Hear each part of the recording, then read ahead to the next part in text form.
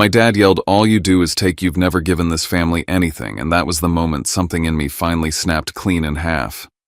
Not the loud kind of snapping, the quiet kind, like a lock turning for the last time. I went into my banking app and canceled every payment. The mortgage help, my sister's just for now transfers, my brother-in-law's rent that was never temporary. Then I disappeared for 3 weeks like I'd been erased. No calls, no explanations, just silence and miles. And when I came back, I didn't come back to apologize. I came back to stand on the curb in front of my childhood home as strangers gathered clipboards ready because the house was going up for auction, and my family was about to learn what never given anything really feels like. My name is Axton Wilder. I'm not proud of how far it went, but I'm done pretending it happened for no reason. Before I tell you the whole story, I just need to know you're here with me. Comment hi, or tell me where you're watching from. Sometimes knowing someone is listening is the only thing that makes saying it out loud possible. And if you've ever been the one who carried everyone until your hands went numb, consider subscribing. Not for drama, for company. For the kind of stories people don't usually admit they live through. Thank you. And now, let me tell you everything. I was still standing in the kitchen long after everyone had gone. The air was thick with the leftovers of a night that looked perfect from the outside, faint scent of roasted turkey, a bit of Pinot Noir dried into the rim of a forgotten wine glass silverware, clinking faintly as the catering staff cleaned up in the background. I hadn't moved in what felt like forever. My hand clutched my phone so tightly my knuckles had gone white. I hadn't cried. I hadn't said a word. I just stood there, surrounded by the soft gleam of the countertops I chose, the lights I installed, the layout I designed. This was the home I built. And somehow standing in it tonight, I felt like the guest who overstayed. A few hours earlier, I had told myself one more try, one more year. Maybe this Thanksgiving would be different. I'd booked the same catering team I use for client events, arranged flowers to match the fall palette, placed the candles in exact positions to draw the eye toward the centerpiece. I double-checked the seating, the lighting warmth, the arrival timing. Everything choreographed like a launch. Hope for me always came dressed as precision. The first person through the door was my mother, Janice. She didn't even say hello before she squinted at the drapes and said, "You still haven't changed those." Then came my father, Harlan, still on a call, walking straight past me like I was just another piece of furniture. No nod, no "how have you been," just presence heavy and silent. Blair showed up fashionably late in an overpriced coat with the kind of perfume that fills a hallway before she even steps inside. Her husband Trent trailed behind all easy charm and artificial humility. He clapped me on the back like we were college buddies and immediately asked if I had an extra room they could crash in for the weekend. While I was answering the door, juggling catering notes and trying to keep the pumpkin ravioli warm, the four of them settled into the living room like they'd walked into a vacation rental they didn't plan to pay for. They sipped the wine I selected, scoffed at the artwork I'd hung, questioned the lighting like I hadn't spent 2 full weekends adjusting its angles. Not one of them offered help. Not one asked if I needed anything. Dinner was served at 6:15. Everyone took their seats like they had better places to be. I was plating hors d'oeuvres while my father gave the toast. To family, he said, lifting his glass. To the ones who are always there when it matters most. His eyes skimmed past me like I wasn't even in the room. Like I was the waiter. My mother complained the turkey was too dry. Blair laughed at the idea of designer spaces for small-town brands. Trent launched into a story about a friend who made 6 figures flipping crypto and capped it off by asking if I'd co-sign a loan. I kept my face neutral. I'm used to this now. If I react, I'm too sensitive. If I don't, I'm distant. The truth, I've been funding this family for years. Rent payments, school funds, surprise emergencies. No one ever called it what it was. To them, it was just what Axton does. I bought a cabin outside Hood River for us to spend time together, never even got to stay a full weekend. They treat it like a free Airbnb. The studio project I'm leading now is the only reason the money hasn't run dry. It's not just my job, it's the damn holding their chaos back. By the time they left, I was back in the kitchen cleaning up after the last cocktail napkin. No thank yous. No. That was nice. Just the silence they always leave behind. I placed the last wine glass in the dishwasher and checked my phone.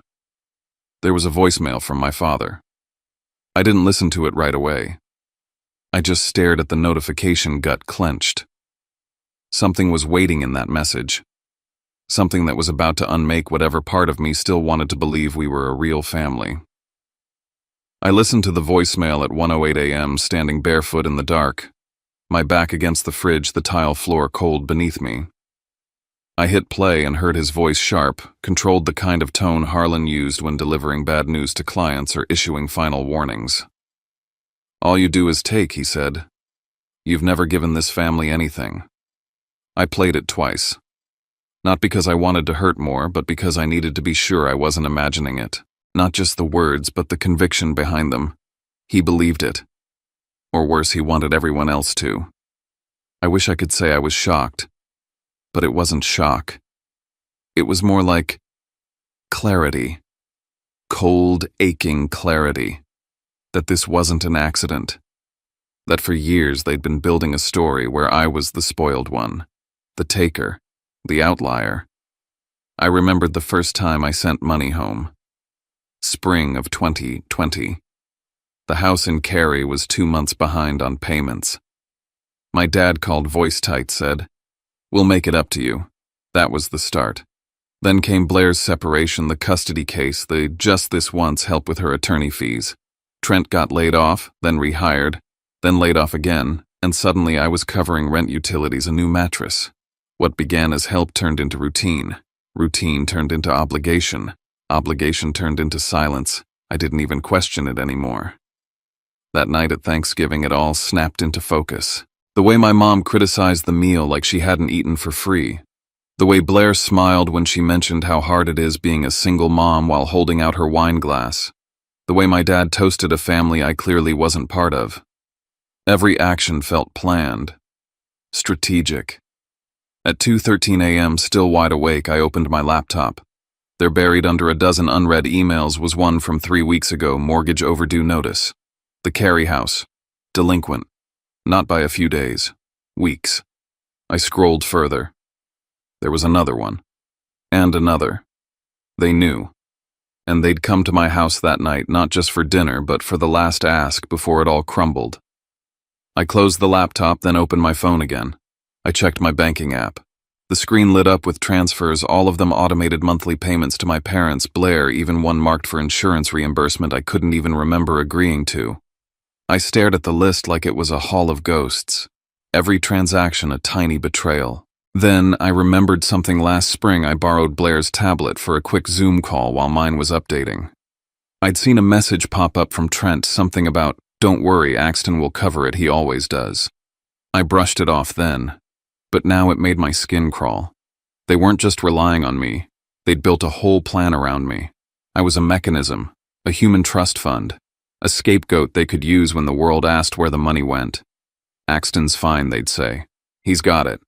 And if I ever pulled away, then I'd be the villain, the one who abandoned the family, the one who only takes. I sat on the edge of the bed, blinking at my screen, that sentence from my father echoing like a knife being pulled from a drawer. "You've never given this family anything. No more questions. No more giving." I opened the settings on each transaction, paused, hovered over cancel. Then I thought of the look on Blair's face when she'd poured her second glass of wine, all charm and calculation. The way Trent joked about jobs he never kept. The way my mom ran her hand over the table setting I curated with months of effort and said maybe too modern. And I heard it again. That voice. That sentence. I hit cancel. One by one. And when the screen went blank, I knew something else had cleared out with it. There would be no more dinners. No more favors. No more asking. Only silence. And the truth. I didn't sleep that night. Not really. I sat in the kitchen with every light off except the one above the sink, a half-finished glass of water beside me, and a spreadsheet open on my laptop. I wasn't thinking about who hurt me or whether they meant it. I was thinking in numbers. Cold, sharp, undeniable numbers. I pulled every bank statement from the last 3 years.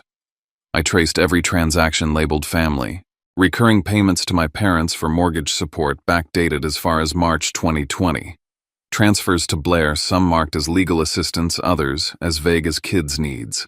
Trent's Venmo requests started innocently like pizza or car repairs, then ballooned into full rent payments, medical bills, even something called interim gig offset, whatever that meant.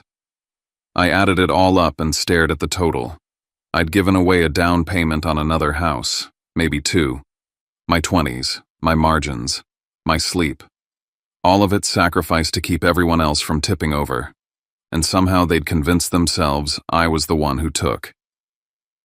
At 3:47 a.m., I logged into my online banking. One by one, I opened each scheduled payment and hit cancel. No anger, no outburst, just finality. Like I was signing off on a fiscal year.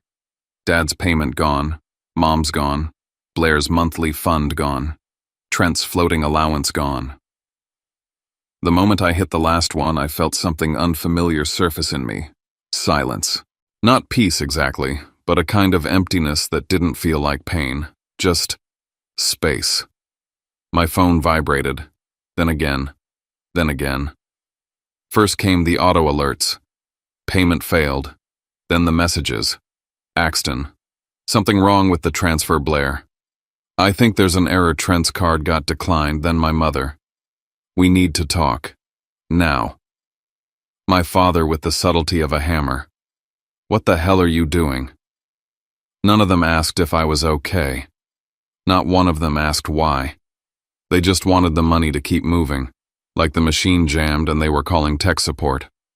I didn't answer. Instead, I called Miles Avery. He picked up fast, he always did. I need to lock this down, I said. All of it. I canceled everything. They're going to come hard. Miles listened, didn't interrupt. Then he said, first document everything. Screenshots, voicemails, every transfer you've made, every message they send. Don't engage emotionally. That's how they bait you. I nodded even though he couldn't see me. And second, he continued, I pulled the notice on the Carey house. Auction date is firm. You've got just under 3 weeks before it goes public. If they don't come up with the money, it's going on the block. 3 weeks. Exactly. That explained everything. Their urgency at Thanksgiving. The timing of Blair's sob story, Mom's blood pressure drama, Dad's toast, like a last PR move before the crash. They didn't just want dinner. They wanted one final cash injection before their secrets hit the street. And now the clock was ticking. What are you thinking? Miles asked. I'm disappearing, I said. Not forever. Just long enough. To make sure you're not here to stop it. No, I said. To make sure I'm not here to fix it. I spent the rest of the morning packing. A single bag. Clothes, a notebook, my backup laptop, a burner phone. Nothing traceable. I booked a cabin in Oregon under a separate account I used for solo retreats. I called the studio and told them I was taking a scheduled creative leave, something I'd already earned but never used. No one questioned it. At 6:14 a.m., I stepped into my car, shut the door, and threw my phone into airplane mode. As the city of Raleigh faded in my rear view, I kept hearing it. That voice. That sentence. All you do is take.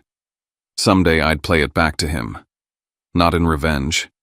Just to remind him what it sounds like when someone rewrites your life in a single breath. But first, I was going to let him live with the silence. The cabin near Hood River was small. 2 rooms, 1 fireplace, 1 long window, looking out at a stretch of pine trees and fog so thick, it felt like the world ended just beyond the porch. That first night, I didn't unpack. I just stood there for a while, breathing air that didn't expect anything from me. I set rules. No notifications, no email, no scrolling through missed messages. My phone stayed off except for 1 check-in with Miles every few days. I broke my day into sections, long walks, sketching ideas without deadlines, cooking meals I actually enjoyed. No noise, no guilt. It took 3 days before my hands stopped twitching every time I heard a buzz that wasn't real. By day 4, I started drawing again. Not office parks or corporate entryways. Spaces I wanted to exist, quiet zones for people who carried invisible weight. Reading rooms, creative recovery pods. I sketched a retreat center for burnout survivors, each room with no clocks, no mirrors, no cell signal, just space and silence. That's when I knew I wasn't just hiding. I was healing. But the storm came anyway. The first message slipped through when I turned on the phone briefly to check a reservation email. Need to know what's going on, Blair's credit card just bounced. Then Trent says landlord threatened to change the locks. Then your mom's BP is spiking again. It was like they were taking shifts. On day 6, my voicemail filled up. My dad's voice cut through. You're burning bridges you don't understand. When this comes back on, you don't expect a hand. Day 8. Blair left a message sobbing. I don't know what to tell the kids. You promised you'd help us stay stable. This is cruel. I nearly caved. Nearly. Until I found it. An email from 2 weeks before Thanksgiving hidden under a spam label. Notice from a foreclosure service regarding the Carey house. It had been delinquent for months, which meant when they showed up at my home for Thanksgiving, they weren't visiting, they were staging, planning a final extraction before the ship sank. It was never about family. It was always about delay. By week 2, their messages changed tone. Are you okay? Trent asked. We're all worried. You're acting really erratic. Is this something chemical? My mom chimed in. You need help. Please, we're ready to support you through anything. Even if you can't see it right now. They were laying groundwork, reframing me not as the escapee but as the unstable one. Because if I was unwell, then whatever they'd done was necessary. It got worse. I answered a blocked number on day 11 thinking it was the cabin manager confirming my extension. Instead, it was a voice identifying themselves from a local welfare check service. We've had a call from concerned relatives. You've been off-grid. They just want to ensure you're safe. I kept calm, thanked them, said I was on retreat and fully functional. They seemed satisfied. I called Miles immediately. They're escalating, I said, trying to flip the narrative. Miles didn't hesitate. Then we escalate too. I'm compiling a file, voicemails, screenshots, transaction records, the foreclosure timeline. You're going to need it. Need it for what? For when they try to file something drastic. Emergency guardianship, asset freeze, a restraining order framed as mental health intervention. I stared at the window for a long time after we hung up. Outside, the trees stood still, indifferent. But I could feel the clock inside me counting down. I made 2 decisions. 1, I would not return early. That gave them too much stage time. 2, I would return on the exact day of the Carey auction. With proof, with posture, with everything they feared I'd never grow. That night I blocked every number. I set a timer on my calendar for the return flight. And I started organizing a folder called Receipts. Every voicemail, every email, every thread of the story they were so sure I'd never tell. I stood by the window the next morning, coffee in hand, and realized something simple and terrifying. They didn't fear losing me. They feared losing their version of me. And that version, he was gone. I got back to Raleigh just before midnight. No one saw me pull up. I parked 2 blocks away, walked the rest with the hood of my coat up, and let myself in through the side entrance like I was sneaking into my own life. I didn't turn on many lights. Just enough to see where I was stepping. Everything was still here. My furniture, my books. The coffee cup I hadn't rinsed before I left. I walked around the apartment like I was checking for damage after a storm. But there was none, at least not here. Not in the space I built with my own hands. I watered the plants. Rearranged a stack of books that had been leaning for weeks. Threw out a forgotten bag of groceries. And in those small motions I reminded myself this life is mine. Not a loan, not a favor, not a family heirloom. Mine. The next morning I turned my phone back on. It felt like lighting a fuse. In under a minute the screen lit up with an avalanche of missed calls, messages, voicemails, emails, and alerts. I scrolled through in silence, thumb skimming past each notification like flipping through a stranger's diary. There were no apologies, no concern. Just a mob of demands. Where are you? What the hell are you doing? We need to talk. Fix this call now. Don't be selfish. I didn't respond. Instead, I sent one message to the family group chat. Per your words, I've never given this family anything. So now I'm giving you exactly that. I hit send. No follow-up. No explanation. Just enough to anchor me in reality, like nailing a stake into the ground before a storm. 10 minutes later, a text came in from my cousin Marcus. Hey, you okay? Heard some stuff. You've been acting weird. People are worried. And there it was. They'd gotten ahead of me, painted their version of the story to the extended family before I could say a word. Whatever I said now would sound like damage control. They had the early narrative. I had the truth. But truth always takes longer to land. I went to the studio that afternoon. The second I stepped into the building, it hit me my real life had been waiting for me while I was gone. My latest pitch had been greenlit while I was away. A major firm signed off on one of my designs, said it had a clarity they hadn't seen before. My staff looked relaxed, focused. Kendra had handled things beautifully. Nothing had fallen apart, not even close. It was the first time I saw it so clearly. The more I stopped saving them, the more I started saving myself. Kendra met me by my desk. Your mom's been calling the front desk. A lot. She left voicemails too. And Trent's downstairs. I paused. Did he come in? He's in the lobby, she said. Won't leave. Told reception it's urgent. And loud. I glanced at the clock. Security already called. I didn't want to escalate. You didn't, I said. He did. Downstairs, Trent was pacing in front of the elevators, throwing his hands in the air, talking to no one in particular, but loud enough to be heard from the hallway. She's sick, he barked. She needs her medication. And he won't even pick up the damn phone. I didn't go out there. I let security do their job. They asked him to leave.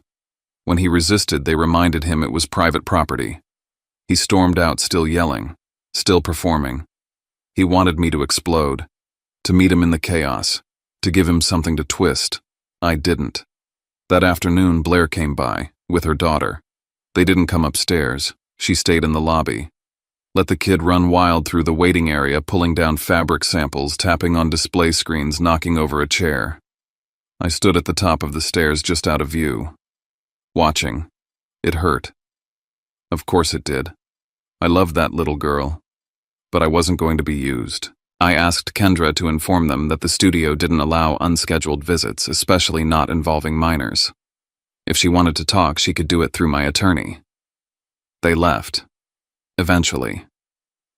Then came the email. Subject line, you win. She's in the hospital. No greeting. No context. Just 3 lines. She collapsed today. The stress. The betrayal. The shame. Hope you're happy. I didn't open it. I forwarded it to Miles. If it was a real emergency, they had plenty of jewelry left to pawn, assets to liquidate, other friends to call. They didn't need me. What they needed was someone to blame. Miles and I met for coffee the next day. Neutral ground. Public. He laid out a file with color-coded tabs. We need to document everything, he said. No more conversations without record. No more walk-ins. No more negotiations. From here on out, it's legal channels only. I nodded. They're spiraling. They're out of cash, he said, and out of time. But they still think they can claw something back if they make you look like the villain. That same afternoon, I got a call from Harper Lane, an old friend, sharp, honest, someone I trusted. They've been planting this for a while, she said. The whole, you're not well thing. It didn't start this month. It's been quiet, subtle digs at parties, little hints at family dinners. People believed it because you were always the quiet one, the one who kept to yourself. She paused. They're terrified of what happens when you stop paying for their life. I didn't say anything. And that, she added, is why they have to make you look unstable. Because otherwise, you're just a guy who finally said no. By the time we hung up, I knew exactly what I had to do. No more guilt. No more scenes. No more saving face. Let them scream. Let them spin stories. I was done playing the villain in a drama I didn't audition for. The auction was approaching, and I had a front row seat reserved. I wasn't coming to rescue, I was coming to witness. The first strike came on Monday. A client texted me early in the morning. "Hey, everything good? We got a weird call asking if our project was still moving forward. Said you were dealing with something." I didn't answer right away. I forwarded the message to Miles. "They're targeting your work now," he confirmed. "Classic move. Undermine your credibility, get people to question your stability. If enough clients hesitate, they think you'll cave. I wouldn't. But I felt it. That old reflex tight in the chest hands, tingling the urge to run and fix everything, proved them wrong. I breathed through it. Then came Harlan's message. Out of nowhere. Long. Rambling. "We've always supported your studio, you know. Made sacrifices so you could focus. This is how you thank us." It wasn't a conversation. It was a press release. A setup for screenshots. Something he could show people later and say, "Look. We tried." I didn't respond. Miles filed it. By midweek, things escalated.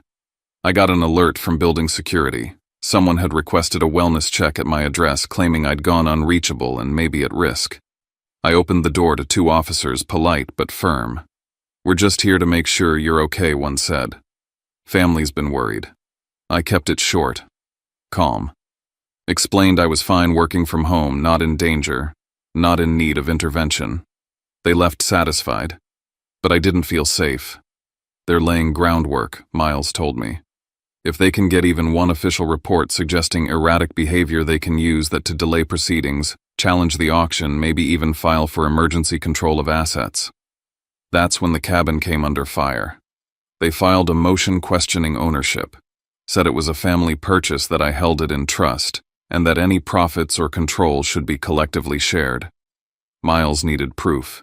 Emails, texts, anything. I dug into my archive. Found a thread from Blair thanking me for finding a quiet place for yourself finally. Another from Mom saying it's good you bought something just for you. No shared language, no joint ownership, just a pattern of me giving and them taking. We added it to the file. Then Blair showed up again. This time she didn't bring her daughter. She brought threats. "You really want her growing up thinking you didn't care," she said, eyes red, voice trembling just enough to sound practiced. I didn't answer. She waited. I still didn't answer. "You're going to regret this," she whispered. "We're family." And then she left. That night, Miles called with a final update. "They're almost out of moves," he said. "No injunctions filed, no freezes granted. Unless they hit the lottery tomorrow, the house goes to auction in 5 days." I stood in the doorway of my apartment, lights off-city glowing below. I felt strangely calm. "They're going to try something dramatic," I said. "Something loud, public. Then don't meet them there," he replied. "Let the day come. Let it all unfold. But show up." I nodded, even though he couldn't see it. I opened my journal. Wrote one line under the date of the auction. "They don't deserve to see me when I give, so they won't get to see me when I take it back." And then I closed the book, locked the front door, and waited for the morning I'd walk into that auction, not as their son, not as their scapegoat, but as the man they never thought I'd become. I woke up early that morning before the light had fully settled over Raleigh. My apartment was still quiet in the way only a space you've claimed can be. I followed the same routine I'd been drilling into my bones for weeks. Black coffee. 10 deep breaths with my feet flat against the floor. Then I opened the file folder. Inside were the printed voicemails, copies of the payment records, a spreadsheet of every dollar transferred, every favor repaid. I double-checked that the voicemail, the one, was printed 3 times, just in case. I put my phone on Do Not Disturb, leaving only one line open: Miles. Today wasn't about confrontation. It was about conclusion. By the time I pulled into the street in Cary, the signs were already up. A white sandwich board in front of the lawn announced the auction, bold letters: contact info, start time. Mr. Sutton's car wasn't there yet, but a small crowd had already gathered: neighbors, a few curious bidders, someone with a camera slung over their shoulder. I stayed in the car for a few seconds, took it all in. The house hadn't changed. Beige siding, the same faded wind chime on the porch. I'd mowed that lawn every Saturday from age 11 to 17. I'd once dreamed under that roof. I'd also been shattered under it. Now it was the stage for their final act. I stepped out of the car, locking it with a soft click. The air was thick, humid, and stale like a room full of secrets, and there they were. Harlan was front and center, standing stiff like a man presiding over a courtroom. Janice hovered to his left, clutching a handkerchief. Blair stood, rigid arms folded tight across her chest. Trent lingered in the background, eyes shifting, jaw grinding like he'd rehearsed something and was waiting for his cue. I didn't break stride. But before I could even shut my door, Harlan moved in. "What do you think you're doing, son?" His voice was low but sharp, the kind of tone that dared you to answer wrong. Janice moved closer. "I haven't slept in weeks," she said. Her voice cracked on cue. "My blood pressure is sky high. You're tearing this family apart." Blair followed. "Do you even care about the kids they ask about you? You're just gone." I didn't respond. I kept walking measured, even steps until I reached the edge of the driveway. That's when Harlan switched gears. "Axe," he said softly, using a name he hadn't used since I was 15. "You and I were better than this. You know this isn't how we solve things." I looked at him, studied the lines of his face. There was no warmth there, just strategy. He was trying to pull me aside. Negotiate. Get me away from the crowd. "No," I said calmly. "If there's anything to say it here." He hesitated. That was his first mistake. Mr. Sutton's SUV rolled in moments later, followed by 2 more cars. A man in business casual stepped out with a clipboard and started checking names. Bidders approached cautiously, but it was clear they knew what this was. And they knew who I was. That's when Blair struck. "You'll never see them again," she hissed. "If this goes through, you're cutting yourself off." I blinked. Once. Then I met her eyes. "I'm not the one using children as ransom." She faltered. The words didn't land where she expected. Janice looked panicked. Trent glanced at the growing crowd. Then I spoke just loud enough for everyone to hear. "There's been a lot of noise about what I've done. Let me be clear." I pulled out the paper, unfolded it, held it up the way you hold a mirror to someone who refuses to look. I read, "All you do is take. You've never given this family anything." Harlan's face froze. That was the voicemail, I said. Left by my father, on record, after I paid for his second mortgage, his car, and their hospital bills. After I supported Blair's kids. After I kept this house above water for 5 years. I looked up at him, and for the first time he looked small. "I'm not here to argue. I'm here to honor your words." Janice collapsed into sobs. Loud, theatrical. She sank to the porch steps like she was being crucified. "I carried you for 9 months, she wailed. "This is how you repay me." Trent stepped forward, voice rising. "She's sick, man. She needs medication. You're just gonna let this happen. You're fucking heartless." I didn't flinch. I turned toward Mr. Sutton. "Good morning. I'm Axton Wilder. I'm here to confirm the auction proceeds as scheduled. No delays, no negotiations." He nodded, a little unsure. "You're the current holder of the deed." "Yes," I said. "And I have documentation to prove it." I didn't need to say anything more. I'd already said everything I would. The rest was just wind and witnesses. Harlan started to speak again, but the auctioneer raised his clipboard. "Let's begin." I stepped back, watching the scene unfold. Blair looked like she might lunge forward. Janice wailed louder. Harlan's mouth opened, then closed. Trent stared at the ground. And I realized what was being sold wasn't just a house. It was a fantasy. The fantasy that they controlled me. The illusion that guilt was currency. The myth that blood owed them everything. And today, it had a price tag. The auction ended quickly, clean, unsentimental. A family from Durham placed the final bid. Mr. Sutton handled the paperwork. I signed where I needed to, handed over the keys, and didn't look back. I didn't celebrate. I met Miles at his office 2 hours later. We reviewed the documentation, voicemails, emails, payment histories, witness statements, security footage. The file was thick, airtight. They may still contest the cabin, he warned. They might try and leak things, call it elder abuse, public sympathy plays. Let them, I said. I'm not reacting anymore. We locked in the next steps: no direct contact. All communication through legal. Phone numbers blocked.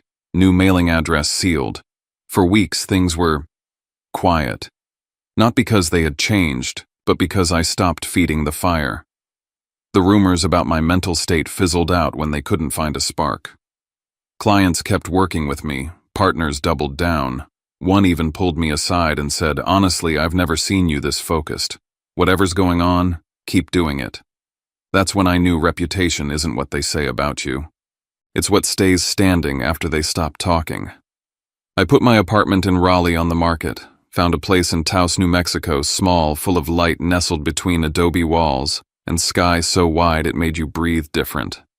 I didn't take much with me, just my tools, my files.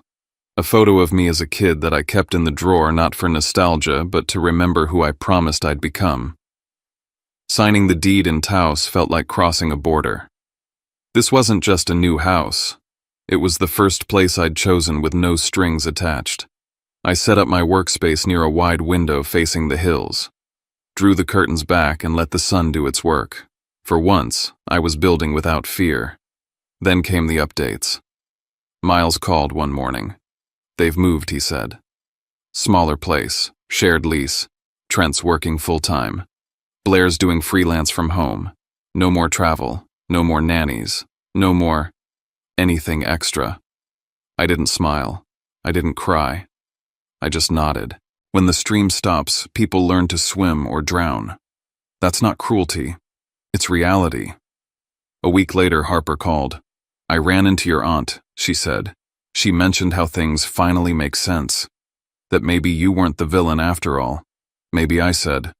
But I'm not waiting for their version of the truth anymore. Blair sent an email in October. Subject: "I'm sorry." Just 3 sentences. No excuses, no follow-up. I read it. Let it sit. I didn't reply. I archived it, not out of pettiness, but because her apology belonged to her, not to me. Not anymore. I returned to the cabin that winter, the Hood River property that had once been their weekend escape and my invisible burden.